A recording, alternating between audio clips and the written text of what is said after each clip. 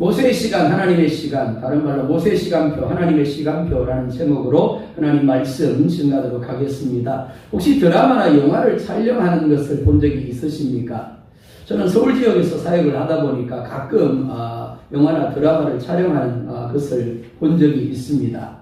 우리가 보는 것은 하나의 영상입니다. 하지만 그 하나의 영상을 만들기 위해서 수많은 커트의 장면을 촬영을 합니다. 그리고 그 촬영한 것을 이어놓은 것이 우리가 보는 영상입니다. 이는 우리의 삶도 마찬가지입니다. 우리는 태어나고 살아갑니다. 그리고 오늘에 이르게 되었습니다. 이 과정에는 여러분들이 다 기억도 하지 못할 장면들도 가득합니다. 그런데 한번 물어볼까요? 지금까지 여러분이 살아온 삶의 장면들 중에서 정말 이것만은 의미가 없다라고 여겨지는, 그래서 그 장면은 차라리 없었으면 좋을 것 같다라는, 그래서 뺄 수 있다면 그 장면만큼은 빼고 싶은 장면은 무엇입니까? 아마 그 장면은 부정적일 겁니다. 하지만 우리가 기억해야 할 것이 있습니다. 무지개는 7가지 색으로 이루어져 있습니다. 7가지 색 중에는 화려하게 드러나는 색이 있는가 하면 없어도 될 것 같은 별로 드러나지 않는 색도 있습니다. 하지만 분명한 것은 그 7가지 색 중에서 하나라도 빠져버리면 어떻게 될까요? 무지개가 될 수가 없는 겁니다. 6빛깔 무지개 들어보셨습니까? 혹은 5빛깔 무지개 들어보셨나요? 무지개가 안 되는 겁니다. 그래서 반드시 7빛깔이 되어져야 되는 겁니다. 이는 우리의 삶도 마찬가지입니다.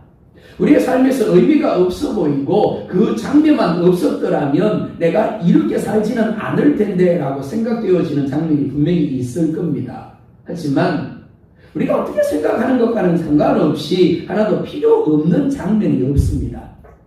왜냐하면 하나님이 그 모든 것들을 조합을 해서 합력하여 선을 이루시기 때문입니다. 이는 모세도 마찬가지입니다.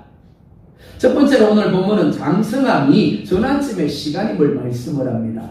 장성함이 뭐라고요? 전환점의 시간이라는 겁니다. 11절 볼까요? 시작. 모세가 장성한 후에 한 번은 자기 형제들에게 나가서 그들이 고되게 노동하는 것을 보더니 어떤 애굽 사람이 한 히브리 사람 곧 자기 형제를 치는 것을 본지라. 아멘. 모세가 장성하였다라는 말은 모세의 삶에 어떤 전환이 이루어져야 할 시간이 되었음을 말씀하는 겁니다. 모세는 40년 동안 바로의 왕궁에 거하면서 애굽의 모든 지혜를 배웠습니다. 그래서 말과 하는 일들이 능하게 되었습니다. 애굽의 뛰어난 학문을 배웠습니다. 그리고 전쟁터에서 전쟁을 통하여 지도자로서의 훈련을 받았습니다. 이로 인하여 바로의 후계자로까지 거론이 되는 상황입니다. 이것이 장성하다라는 단어의 의미입니다. 인간적으로 보면 무엇인가가 될 것 같은 시간인 겁니다. 하지만 그것이 본질이 아닙니다. 하나님이 그 삶에 계획하심을 따라 한 계단을 올라가게 하시는 전환점인 겁니다. 자, 이렇게 한번 생각해 보자고요. 요셉이 궁중에서 술 맡은 관원장과 떡 맡은 관원장의 꿈을 해석해 줍니다. 그리고 나가자마자 술 맡은 관원장이 요셉을 어떻게 해요? 잊어버려요. 그런데 잊어버렸다라는 것은 우리가 보기에는 어떻습니까? 분명히 부정입니다. 근데 영적으로 보면 어떻습니까? 아, 하나님이 일하시겠구나. 그러니까 요셉의 삶에 있어서 전환점이 이루어지는 시간이 잊어버렸더라 인 겁니다. 그리고 바로가 꿈을 꿉니다. 그리고 요셉이 나가서 그 꿈을 해석하고 애굽의 총리로 세워지죠. 모세도 마찬가지입니다. 그래서 11절은 장성했다라는 말과 자기 형제들에게 나갔다라는 말을 연결해서 말씀하고 있습니다. 장성했는데 그가 왕궁에서 후계자로 세워졌다가 아니라 자기 형제들에게 나갔대요. 이해가 되시나요? 이 두 말이 연결이 되나요? 사실 인간적인 관점으로 보면 연결이 안 되는 게 맞습니다. 영적인 관점으로만 이해가 되는 거예요. 모세가 장성하였다라는 것은 하나님의 때, 하나님의 시간이 되었다는 의미입니다. 그래서 모세가 고통하는 형제들을 보기 위하여 그들이 노역하는 현장으로 나갔습니다. 그리고 어떤 애굽 사람이 히브리 사람 곧 형제를 치는 것을 보게 되었습니다. 단순히 히브리 사람이라고 말씀하지 않고 형제라고 말씀하고 있습니다. 형제라는 말은 단순히 피를 낳은 동족이라는 의미보다 하나님의 약속을 동일하게 받은 사람이라는 의미입니다.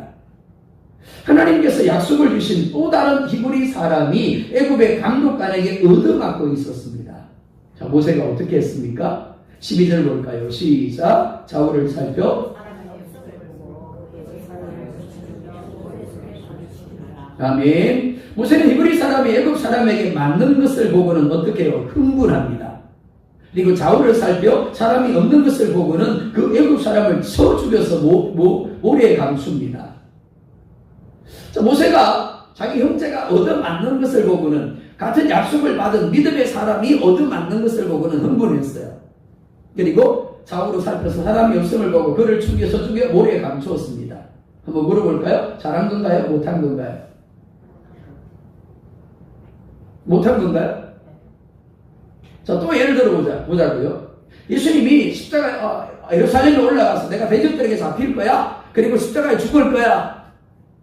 그랬더니 베드로가 이렇게 이야기를 합니다. 아이고 예수님, 절대 그렇게 되도록 내가 내버려 두지 않을 겁니다. 잘한 거예요? 못한 거예요? 대답 잘 하셔야 됩니다. 잘못하면 여러분이 큰일 나는 거예요. 자, 잘한 거예요? 못한 거예요? 인간적으로 잘한 게 맞습니다. 그렇죠? 믿음의 형제가 얻어맞고 있는데 당연히 흥분해야죠. 그렇죠? 그럼 저쪽에서 모래에 감췄더라. 잘했네. 모세도 잘했어. 인간적으로 보면 그런 거예요. 베드로도 마찬가지입니다. 그렇죠? 자기가 사랑하는 스승이 예루살렘에 올라가서 잡혀가지고 죽는다 그러는데 예수님 잘하시네. 그래 잘 가세요. 이러면 이상한 거죠. 당연히 그렇게 베드로 내가 안 내버려둘 겁니다. 내가 당신을 지켜줄게요. 해야 맞는 거예요. 감동스럽네. 역시 내가 제자는 잘 선택한 것 같아. 이래 돼야 맞는 거죠. 근데 주님 뭐라 말씀합니까? 사단아, 내 뒤로 물러거라. 네가 하나님 일을 생각하지 않냐고 사람 일을 생각하는도다 라고 말씀을 하죠. 모세 똑같습니다. 형제 히브리 사람에 대한 사랑과 열정은 정말 칭찬할 만합니다. 근데 문제가 뭐라고요? 그 흥분과 열정을 어떻게 배출하느냐가 문제죠. 그는 흥분해서 애굽 사람을 쳐 죽여버렸습니다. 그건 결코 바른 길에 갈 수가 없는 거죠. 자, 이틀이 지납니다. 그리고 또 노예 현장으로 나갑니다. 13절 볼까요? 시작. 이튿날 다시 나가니 두 히브리 사람이 서로 싸우는지라 그 잘못한 사람에게 이르되 네가 어찌하여 동포를 치느냐 하며. 모세가 노예 현장으로 다시 나갔을 때 이번에는 두 히브리 사람, 오늘날로 말하면 같은 교회, 같은 신앙생활하고 있는 두 사람이 싸우고 있는 겁니다. 그 중에서 잘못한 사람을 책망합니다. 그럴 수 있죠, 그죠? 자, 그런데 뜻밖에도 14절 상반절에 이렇게 말씀을 합니다. 시작. 그가 이르되 누가 우리를 다스리는 자와 재판관으로 삼았느냐? 네가 애굽 사람을 죽인 것처럼 나도 죽이려느냐? 자, 우리는 오늘 이 본문을 보면서 두 가지를 봐야 됩니다. 첫 번째, 애굽에 노예되어 있는 이스라엘 백성들의 영적 상태가 어떠한가를 봐야 됩니다. 바닥이에요.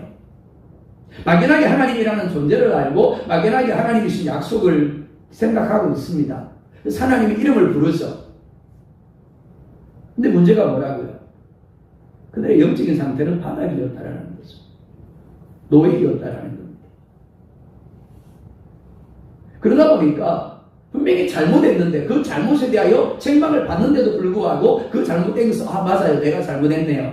우리가 같은 믿음의 사람인데 이러면 안 되죠. 그래야 맞는데 그렇게 하지 않았다라는 거죠. 하지만 오늘 본문을 통해서 우리 가운데 말씀하는 것은 이스라엘의 영적 상태가 아니라 모세에 대한 이야기를 지금 하고 있는 겁니다. 자, 뭐라고 이야기를 합니까? 누가 우리를 다스리는 자와 재판관으로 삼았느냐? 네가 애굽 사람을 죽인 것처럼 나도 죽이려느냐? 이 대답은 지금 모세가 가지고 있는 문제가 무엇인가를 분명하게 지적하고 있는 말입니다. 야, 모세야, 너의 문제가 뭔지 아니? 너 어제처럼, 너 그저께처럼 그 사람을 쳐 죽인 것처럼 지금도 흥분해서 우리를 쳐 죽이려고 그러니?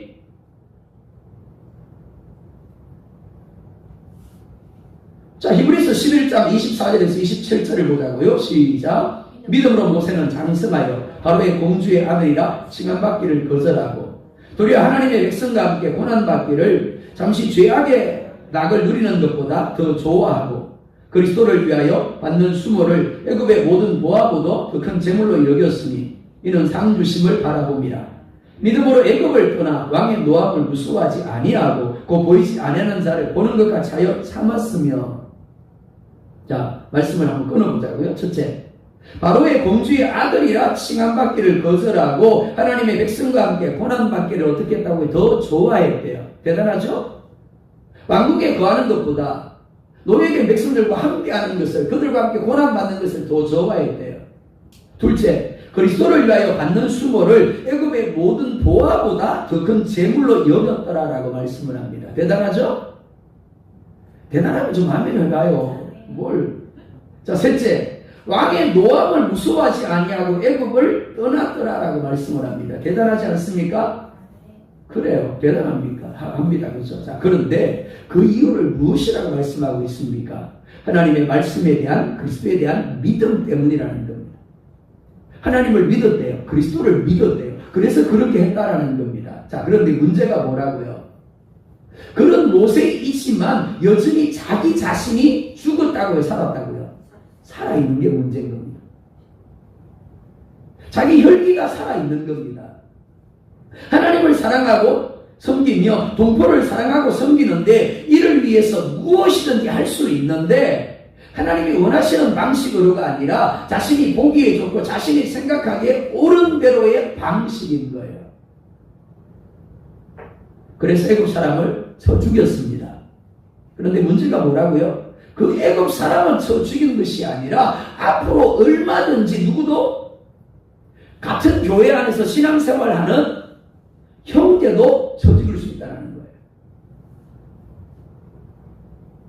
그것을 14절에서 이야기를 하고 있는 거예요. 네가 애굽 사람을 쳐 죽인 것처럼 나도 죽이려느냐?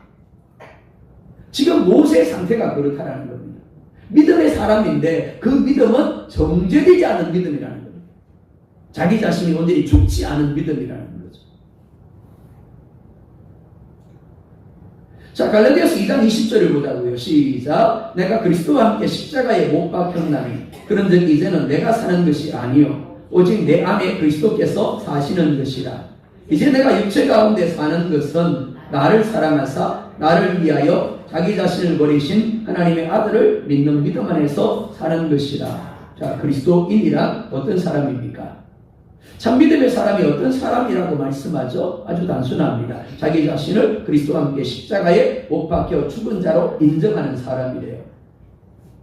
많은 그리스도인들이 이렇게 이야기를 합니다. 목사님, 예수님이 나의 죄를 위해 십자가에 못 박혀 죽었어요. 그 다음은요?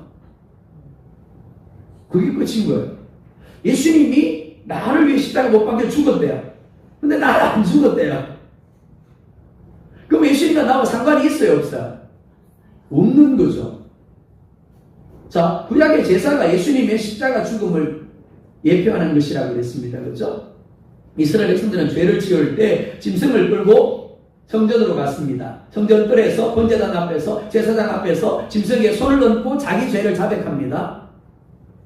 그리고는 자기 죄를 그 짐승에게 덮어 씌우고 그 짐승, 즉 내가 죄를 덮어 씌운 그 짐승을 자기가 잡는 거예요. 무슨 말인가 하면 자기가 자기 자신을 죽이는 겁니다. 그리고는 잡은 그 짐승을 제사장에게 넘겨주면 제사장이 그것을 불에 태워 제사로 하나님 앞에 올려드리는 겁니다. 누가 죽는 거예요? 짐승이 죽는 겁니다. 그죠? 근데 실제로 누가 죽는 거예요? 내가 죽는 거예요. 내가 죽어야 짐승이 죽는 게 의미가 있는 거예요. 나는 안 죽고 짐승만 죽었네? 그럼 그 제사는 나와 아무런 상관이 없는 거죠. 예수님의 죽음도 마찬가지입니다. 많은 그리스도인들의 문제가 바로 여기에 있습니다. 예수님이 분명히 나를 위해 죽었대요. 나를 위해 죽었는데 나는 안 죽었대요.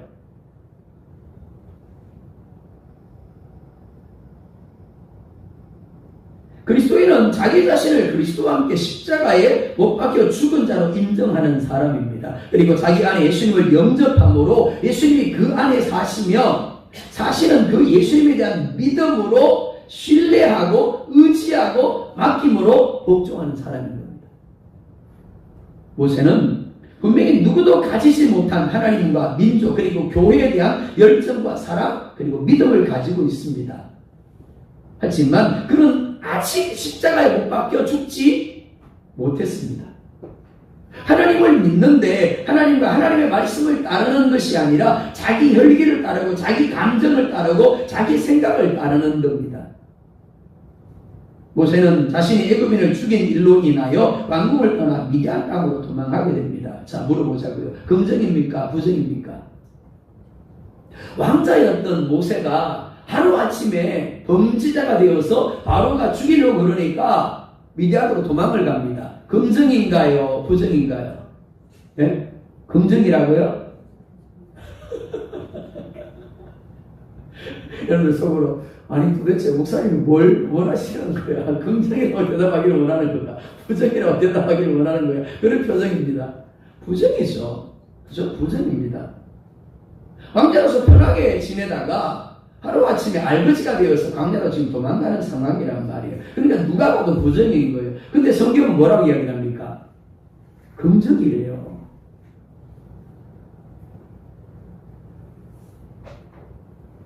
자, 15절 보자고요. 시작. 바로가 이 일을 듣고 모세를 죽이고자 하여 찾는지라. 모세가 바로의 낯을 피하여 미디안 땅에 머물며 바로는 우물 곁에 앉아더라. 자, 여기서 우리가 질문해야 될 것이 있습니다. 왜 하나님이 굳이 모세를 궁에서 미디안으로 도망가게 하셨는가 하는 거예요. 모세의 삶에 있어서 꼭 미디안이 있어야만 하는가 하는 겁니다. 우리의 삶도 마찬가지죠. 왜 하나님이 우리를 끌어내리실까요? 우리를 왜 광야로 보내실까요? 우리는 왜 아무것도 없는 비포장 도로로 가게 하실까요? 왜 깜깜한 어둠의 자리에 머물게 하실까요? 그 자리가 아니고는 우리가 만들어질 수가 없기 때문에.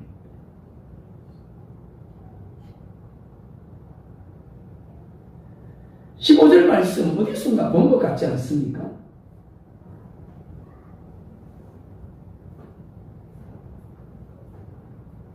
분명히 여러분들이 어디서 보았을 겁니다. 왜냐하면 하나님의 일하시는 방식이 언제나 비슷하기 때문입니다. 어디서 봤을까요? 창세기를 보면 에서가 야곱을 죽이려고 합니다. 그래서 야곱이 에서를 피하여 어디로 가죠? 외삼촌 라반의 집으로 갑니다. 하란 땅으로 도망을 갑니다. 근데 어디로 가요? 우물 곁에 갑니다.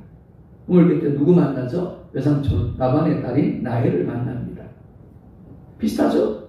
도망을 가고 도망가는 중에 우물에서 딸을 만나고 그리고 가정을 이루고 그리고 연단의 시간을 보내고 하나님 꼭 그렇게 같은 레파토리를 써야 되는지 성경을 읽다 보면 그냥 웃음이 나옵니다. 야곱이 왜 에서의 낯을 피하여 외삼촌 라반의 집으로 가야만 했습니까? 두 가지 목적이 있다 그랬죠. 첫째는 레아와 라헬 그리고 빌하와 실바를 만나서 가정을 이루고 이스라엘의 족장이 되는 12명의 아들을 낳아야만 했기 때문입니다. 또 하나는 뭡니까? 야곱이 이스라엘이 되어야 했기 때문입니다. 자, 한번 물어보자고요. 여러분들은 말만 해도 듣는다, 안 듣는다? 아니, 솔직하게 한번 대답해 보세요. 나는 하나님이 말만 해도 잘 듣는다.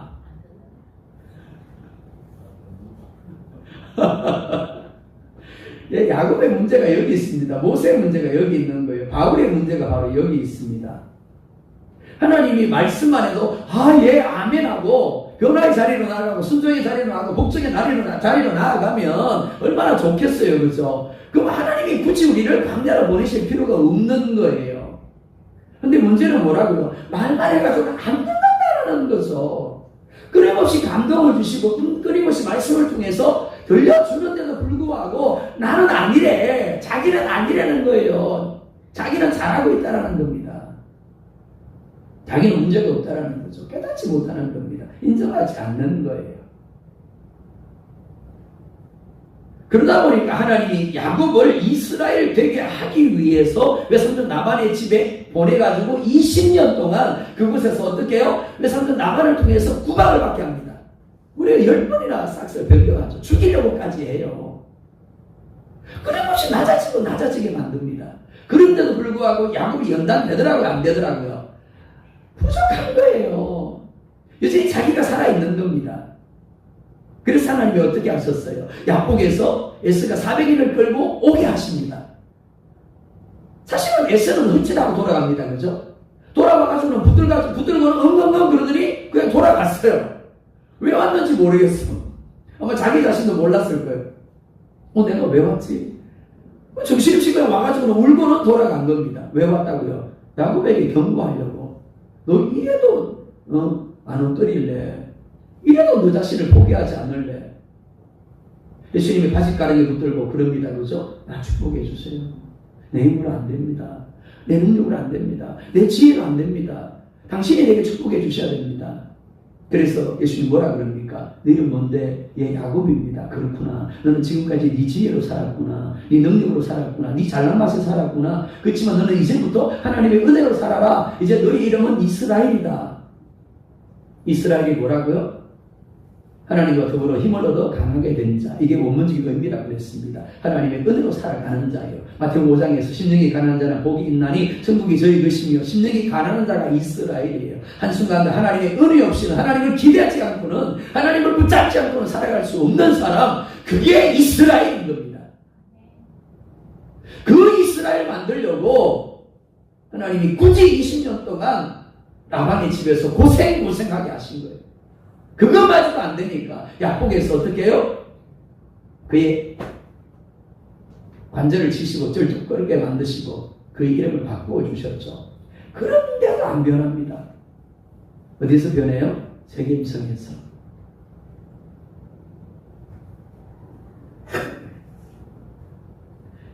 세겜성 사건을 통해서 비로소 야곱은 자기 자신에 대하여 죽었다라고 선포하게 되어졌습니다. 이는 모세도 마찬가지입니다. 지금의 모세는 인간적으로 보면 이미 지도자로서 충분히 준비가 되어 있는 모습입니다. 하지만 영적으로는 아니다라는 거죠.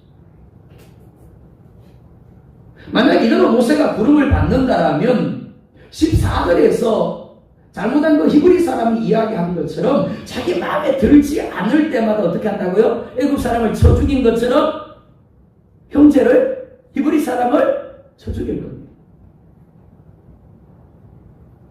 하나님이 다윗을 무려 10년 동안 사울에게 쫓겨 다니게 하신 이유가 바로 여기 있습니다. 다윗은 누구보다 믿음의 사람이었죠. 그 누구도 골리앗이 모욕하는데도 불구하고 나서지 않을 때 그는 하나님의 이름을 의지하고 믿음으로 나아가서 골리앗을 쳐 죽인 사람입니다. 대단하지 않습니까? 하나님에 대한 믿음도 있었고 하나님을 위하는 열정도 있었습니다. 근데 문제가 뭐라고요? 자기 방식이었다라는 거죠. 자기 보기에 좋고 자기 생각하기에 옳은 대로 했다라는 겁니다. 하나님께 묻지 않았어요. 하나님의 원하심에 관심이 없었습니다. 그런데 하나님이 그런 다윗을 철저하게 자기 뜻과 자기 생각을 내려놓고 하나님께 반응하는 기도의 사람이 되게 하셨습니다. 그리고 그런 다윗을 하나님은 이렇게 말씀하죠. 내 마음에 합한 자다. 지금 성경에서는 내 마음에 든 자라고 말씀합니다. 모세는 40년의 광야 생활 동안 자기 교만이 무너집니다. 그리고 겸손한 사람이 됩니다. 자기 자신을 신뢰하고 의지하던 사람이 전적으로 하나님을 의지하는 사람이 됩니다. 그리고 성질내던 혈기의 사람이 온유한 사람이 됩니다. 모세 온유함이 온 지면에 뛰어나더라. 옛날 성경에서는 모세 온유함이 선하더라라고 말씀했죠. 무엇보다 40년의 시간을 통하여 미리 광야를 체험하게 하심으로 장차 주어질 광야의 시간들을 준비하게 하셨습니다. 이렇게 하나님은 오늘도 우리를 쓰시기 위하여 때때로 우리의 모습 가운데 하나님을 신뢰하며 하나님의 영광을 받으시기에 걸림돌이 되는 부분들을 없애시기 위하여 우리를 미디안이라는 광야로 내모셔요. 그것이 어떤 모습이든지 물질의 광야일 수도 있고요. 질병의 광야일 수도 있고요. 관계의 광야일 수도 있습니다. 혹은 우리의 자유를 뺏어버리는 광야일 수도 있겠죠.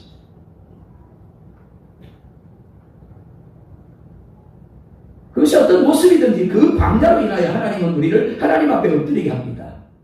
그리고 말씀 앞에 첫째 자기 자신을 부인하고 낮아지게 함으로 마침내 우리를 하나님의 쓰시는 자리로 이끄시는 겁니다. 그 시간이 없으면 우리가 하나님의 사람으로 세워질 수 없기에 그렇게 하시는 겁니다.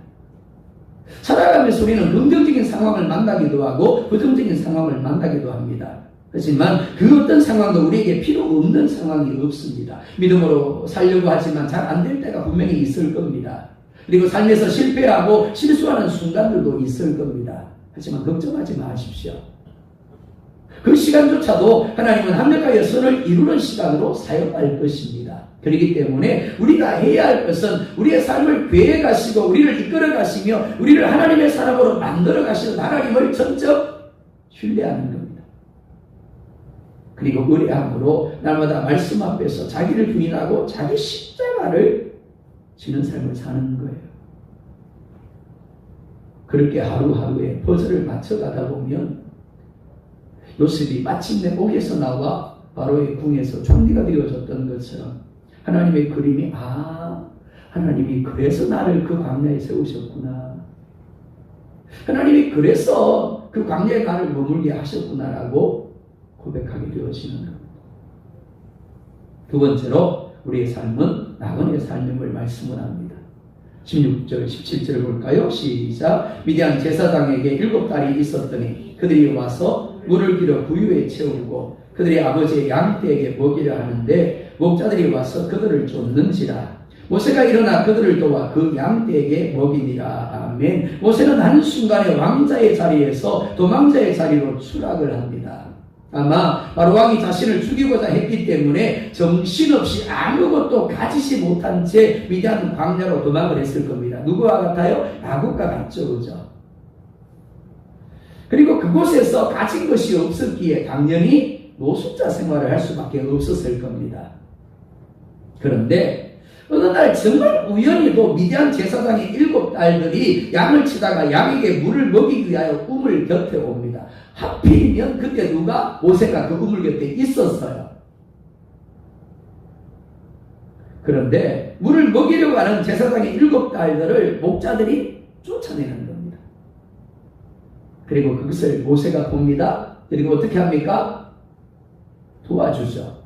어디서 많이 본 장면이죠? 드라마, 영화에서 많이 보는 장면입니다. 그렇죠? 짜잔! 하고 나타나서 도와주고, 그래서 눈이 맞아가지고 결혼하고 가정을 이루고, 참 하나님이 좀 특별하게 레파토리를 안 쓰시고, 우리가 너무 잘 아는 레파토리를 쓰십니다. 그렇죠? 자, 그 다음 이야기. 충분히 우리가 상상이 됩니다. 그렇죠? 20절, 21절 볼까요? 시작. 아버지가 딸들에게 이르되 그 사람이 어디에 있느냐? 너희가 어찌하여 그 사람을 버려두고 왔느냐? 그를 청하여 음식을 대접하라 하였더라. 모세가 그와 동거하기를 기뻐하며 그가 그의 딸 십보라를 모세에게 주었더니 아멘. 여인들의 아버지가 모세가 여인들을 도와준 이야기를 듣습니다. 그리고 모세를 청합니다. 음식을 대접합니다. 그리고 어떻게 해요? 함께 삽니다. 함께 살다 보니까 너무 좋아. 그래서 어떻게 해요? 혹시 우리 딸 중에 마음에 드는 딸 없어? 그랬더니 십보라를 지명을 했어요. 그리고 십보라가 가정을 이루었어요. 우리가 너무 잘 알고 있는 내용들입니다. 그렇죠? 자, 여기서 우리가 놀라야 되는 겁니다. 우리 하나님 정말 대단하지 않습니까? 하늘이 무너져도 솟아날 구멍이 있다라는 말처럼 모세는 3개월 동안 숨겨져 키웠습니다. 그렇죠? 그 어머니가 3개월 동안 젖먹이면서 얼마나 마음이 졸였을까요? 혹시라도 응애 해가지고 그 응애 소리가 밖에 들려버리면 어떻게 됩니까? 죽는 겁니다. 그죠? 아들만 죽는 게 아니에요. 아들을 숨겼으니까 그 부모까지 위험해지는 겁니다. 3개월 동안 숨겨서 키웠습니다. 근데 더 이상 키울 수가 없게 됐어요. 어떻게 했습니까? 갈대 상자에 담겨져 날강에 던져졌죠. 그런데 하나님은 그 타이밍에 바로의 딸을 날강으로 내보내셔서 갈대 상자를 보게 하시고 모세를 불쌍히 여기게 하심으로 모세를 그의 양자가 되게 하시고 왕국에서 40년을 보내게 했습니다.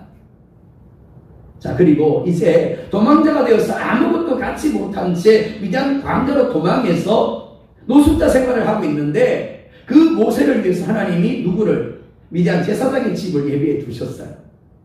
그리고 그곳에서 살게 하실 뿐만 아니라 십보라와 더불어 가정을 이루게 하시고 미디안에서의 40년의 훈련 시간을 보내게 하십니다. 우리가 어떤 상황, 어떤 환경을 만나든지 두려워하지 말아야 할 이유가 여기 있습니다. 애굽에서는 애굽 에서대로, 그리고 미디안에서는 미디안 에서대로 하나님이 뜻하신 바를 이루기 위하여 우리와 함께 하시며 우리를 연단하시고 우리를 훈련하시며 우리를 지키고 보호하시며 우리의 필요를 공급해 주시기 때문입니다. 그렇기 때문에 우리는 우리 상황을 바라볼 때 우리의 필요의 관점이 아니라 하나님의 목적하심, 하나님의 원하심의 관점으로 바라볼 수 있어야 되는 겁니다. 하나님이 왜 모세를 미디안으로 가게 하셨을까? 왜요? 십보라를 만나게 하기 위해서, 가정을 이루게 하기 위해서. 그것만이 아니죠. 그리고 40년을 그곳에 지내게 하기 위해서. 한번 생각해 볼까요? 가정을 안 이루었어요. 40년 동안 노숙자 생활을 했더라. 어떨까요? 하나님 뜻이 이루어질 수가 없는 거죠. 그러니까 안정적인 생활을 하면서 연단되어져야 되는 겁니다. 그렇죠? 그러니까 반드시 제사장의 집안과 이어져야 되고, 그러기 위해서 딸이 그 시간에 우물 곁에 나간 거고, 모세가 하필 그 시간에 있었던 거고, 도와줬던 거고, 집으로 초청을 했던 거고, 함께 살다 보니까 마음이 들어가지고 내 딸 중에 하나하고 결혼할래? 아, 예, 좋습니다. 십보라 주세요. 그리고 가정을 이룬 거죠. 하나도 우연이 없습니다. 하나도 어쩌다 보니까가 아닙니다. 하나님이 계획하신 거예요. 하나님이 일하신 겁니다. 우리가 생각하지도 못하는 상황, 우리가 상상할 수도 없는 자리, 그 자리에 이미 하나님이 가 계시는 겁니다. 그리고 함께 하시는 겁니다. 하나님이 역사하고 계시는 거예요. 그렇기 때문에 나의 관점이 아니라 하나님의 관점으로 바라봐야 됩니다. 내가 원하는 대로 되고 안 되고가 아닙니다. 평안하냐 그렇지 않느냐가 아닙니다. 하나님이 이 상황조차도 주관하고 계신다는 것을 인정하며 하나님의 원하심의 믿음으로 반응하면 되는 겁니다. 22절 볼까요? 시작. 그가 아들을 낳으매 모세가 그의 이름을 게르솜이라 하여 이르되 내가 타국에서 나그네가 되었습니다 하였더라. 아멘. 모세가 아들을 낳습니다. 그런데 그 이름을 뭐라고요? 게르솜이라고 짓습니다. 게르솜은 거기서 나그네가 되었다라는 의미입니다. 사실 모세의 삶은 어제나 오늘이나 언제나 나그네의 삶이었습니다. 나그네, 그러니까 잘 이해가 안 될 수 있습니다. 여행자의 삶이었다는 겁니다. 부모의 집에서 3개월을 여행자로 보냈습니다. 그 집은 숙박집이었어요. 3개월만 지낼 수 있었습니다. 3개월이 지나서 어디로 갔다고요? 갈대 상자로 옮겨졌죠. 갈대 상자에서 또 어디로요? 다시 어머니 품으로 돌아갔어요. 어머니 품에서 기한이 지나니까 또 어디로 갔다고요? 바로 왕궁으로 가죠. 바로 왕궁에서 기한이 끝나니까 어디로 가더라고요? 미디안으로 갑니다. 미디안에서 노숙생활 하다가 그 미디안 노숙생활이 기한이 다 되니까 어디로 가더라고요? 미디안 제사장의 집으로 갑니다. 그리고 미디안 제사장의 집에서 40년이 끝나자 어디로 가죠? 이제 다시 바로의 궁으로 가는 거죠. 그렇습니다. 모세의 삶은 늘 여행자의 삶이었습니다. 하나님의 시간표대로 하나님이 그를 옮기신 겁니다. 그리고 모세가 고백을 합니다. 나는 나그네다. 나는 여행자다라고 고백을 하죠. 모세는 이스라엘 백성들을 출애굽하게 하고 그들을 광야에서 40년 동안 이끌고 가나안 목적까지 가게 되었습니다. 그는 당연히 자기 자신이 가나안에 들어가서 잘 먹고 잘 살 줄 알았어요. 근데 아닌 겁니다. 가나안 목전에서 하나님이 이렇게 이야기를 합니다. 이사 가자. 어디로요? 하늘나라로. 자기는 가나안으로 이사 갈 줄 알았는데 아니래요. 가나안이 아니라 너는 이제 가나안이 아니라 하늘나라로 이사 가야 된대요. 하나님이 그리고는 그를 느보산에서 하늘나라로 이사가게 하셨습니다. 그 모세가 신약 마태복음 17장에 등장을 합니다. 천국에 이사를 가서 지내고 있던 모세가 엘리야가 잠시 변화산에 외출을 하고 예수님과 더불어 이야기를 하는 장면이 나옵니다.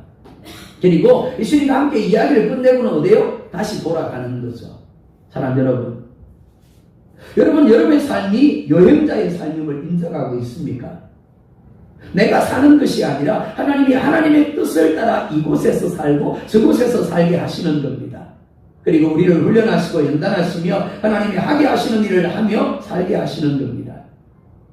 그리고 그러다가 모세처럼 어느 날 하나님이 천국으로 이사를 하게 하실 겁니다. 그렇기 때문에 이 세상의 것에 집착하지 마시기 바랍니다. 당장의 상황에 집착하지 마시기 바랍니다. 매일의 삶에서 하나님의 뜻을 헤아리면서 하나님의 인도하는 대로 이사하시면 되는 거예요. 여기도 가고 저기도 가고 그러다가 또 하나님이 언제요? 넌 이제 됐다. 이제 원래 있어야 될 내 집으로 이사 가자. 그럼 웃으면서 이사 가면 되는 겁니다. 그렇게 사는 저여러분들이 될 수 있기를 예수님의 이름으로 축복합니다.